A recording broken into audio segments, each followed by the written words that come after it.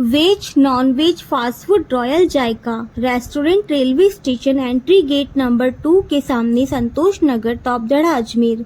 हमारे यहाँ पर veg non veg fast food स्वादिष्ट जायकेदार भोजन की व्यवस्था उपलब्ध है। एक बार अवश्य स्वाद का जायका लीजिए। हमारे यहाँ पर जोमेटो के द्वारा होम डिलीवरी सुविधाएं भी उपलब्ध है। Mobile number 9829463728, 9460134255, 9414003783। अजमेर के रेलवे स्टेशन स्थित शहीद स्मारक पर आज कांग्रेसी कार्यकर्ताओं द्वारा भारत छोड़ो आंदोलन की स्मृति में शहीदों को पुष्पांजलि अर्पित कर भावभीनी श्रद्धांजलि दी गई। आपको बता दें कि भारत छोड़ो आंदोलन भारतीय स्वतंत्रता संग्राम का एक महत्वपूर्ण चरण था, जिसे महात्मा गांधी ने 8 अगस्त 1942 को शुरू किया। इस आंदोलन का मुख्य उद्देश्य भारत को ब्रिटिश शासन से मुक्त कराना था।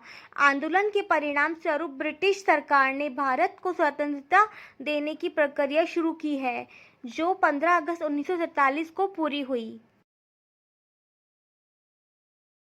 9 अगस्त क्रांति दिवस अंग्रेजों भारत छोड़ो आंदोलन का नारा बुलंद हुआ। सन 1942 8 अगस्त रात में कांग्रेस की बैठक होती है, जिसमें महात्मा गांधी जी करो या मरो का नारा देते हैं और 9 अगस्त को पूरे देश के लाखों लोग सड़कों पर उतरकर और इस नारे को बुलंद करते हैं और लोगों के अंदर एक क्रांति जागती है और लोग इस आंदोलन को खड़ा कर देते हैं कि अंग्रेजों को कमर तोड़ जवाब मिला, मुंह तोड़ जवाब मिला और हमारा देश आज़ाद हुआ।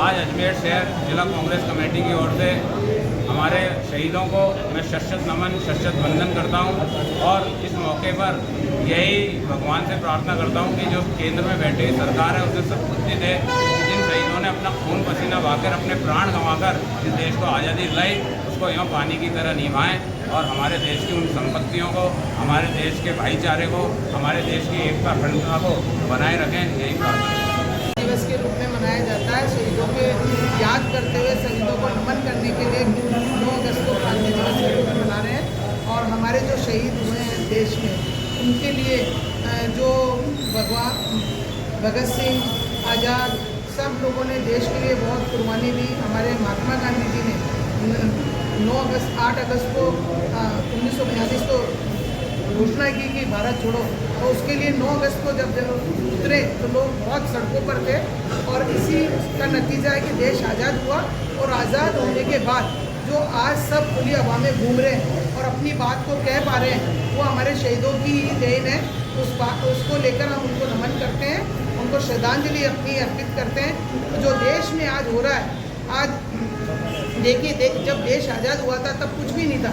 ये जिस प्रकार से बीजेपी जवाहरलाल नेहरू जी को, गांधी परिवार को कोसती है, अगर उनके बलिदान को देखे तो इनकी एक चुटकी भर के या नाखून भर की भी होड़ नहीं कर सकते।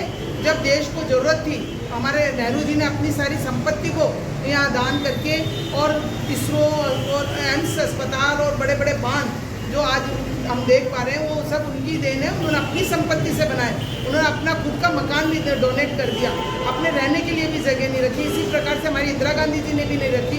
तो ये जो देश के हमारे जो गांधी परिवार है, उन्होंने अपना बलिदान दिया, अपने खून की आहुति दिए, तो ये कि उनके लिए क्या बात करेंगे। हमारे देश में किस तरह से षड्यंत्र रच रहा भी आपने देखा। हमारी बहन वीरेश फोगाट के साथ किस तरह से राजनीति खेली गई है। जब वो फाइनल में गए, अगर उनका वेट बढ़ रहा था तो सही फाइनल तक नहीं बढ़ रहा था क्या? फाइनल में आकर उनका वेट बढ़ा।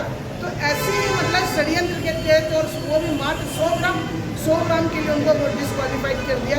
जबकि हमारे प्रधानमंत्री जी को अपना पत्र लिखना चाहिए था, अपनी उसमें भेजना चाहिए था, विरोध दर्ज करवाना चाहिए था कि हमारे खिलाड़ी के साथ इस तरह से कैसे किया। जांच का मुद्दा था, उसको जांच करवानी चाहिए, लेकिन हमारे प्रधानमंत्री जी कुछ नहीं बोले इसके ऊपर।